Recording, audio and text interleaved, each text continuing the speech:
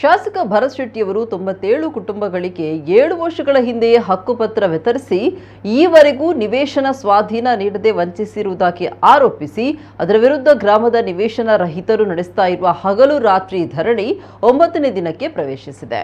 ಧರಣಿ ನಿರತರಲ್ಲಿ ಬಹುತೇಕರು ಬೀಡಿ ಕಾರ್ಮಿಕರು. ಧರಣಿ ದೀರ್ಘಗೊಳಿಸ್ತಾ ಇರುವುದರಿಂದ ಅವರ ಆದಾಯದ ಬೀಡಿ ಕಟ್ಟುವ ದುಡಿಮೆಗೂ ಕಡಿವಾಣ ಬಿದ್ದಿತು. ಬೀಡಿ ಕಟ್ಟದಿದ್ರೆ ಬದುಕಿನ ಬಂಡಿ ಸಾಗೋದಿಲ್ಲ, ಧರಣಿ ನಿಲ್ಲಿಸಿದ್ರೆ ನಿವೇಶನ ದೊರಕೋದಿಲ್ಲ. ಇದಕ್ಕೆ ಪರಿಹಾರವಾಗಿ ಇಂದು ಧರಣಿ ನಿರತ ಮಹಿಳೆಯರು ಬೀಡಿ ಕಟ್ಟುವ ದುಡಿಮೆಯ ಪರಿಕರವಾದ ಸೂಪು, ಎಲೆ, ಸೊಪ್ಪು, ಕತ್ತರಿ, ಅಚ್ಚು, ನೂಲಿನ ಸಮೇತ ಧರಣಿ ಮಂಟಪಕ್ಕೆ ಆಗಮಿಸಿದ್ದಾರೆ. ಅಲ್ಲೇ ತಂಡವಾಗಿ ಬೀಡಿ ಸುತ್ತಾ ಇದ್ದಾರೆ. ಇದು ಗ್ರಾಮದ ಜನರ ಗಮನ ಸೆಳೆದಿದೆ.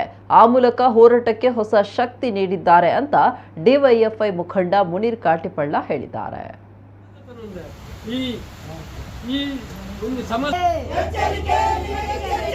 अधिकारी वर्ग के एಚ್ಚರಿಕೆ इंकलाब जिंदाबाद जिंदाबाद जिंदाबाद इंकलाब जिंदाबाद जिंदाबाद जिंदाबाद ಎಲ್ಲಿಂಟು 7 ವರ್ಷದ ನಿವೇಶನ ಎಲ್ಲಿಂಟು 7 ವರ್ಷದ ನಿವೇಶನ ಎಲ್ಲಿಂಟು 7 ವರ್ಷದ ನಿವೇಶನ ಎಲ್ಲಿಂಟು ಎಲ್ಲಿದ್ದೀರಿ ಅಧಿಕಾರಿ ವರ್ಗ ಎಲ್ಲಿದ್ದೀರಿ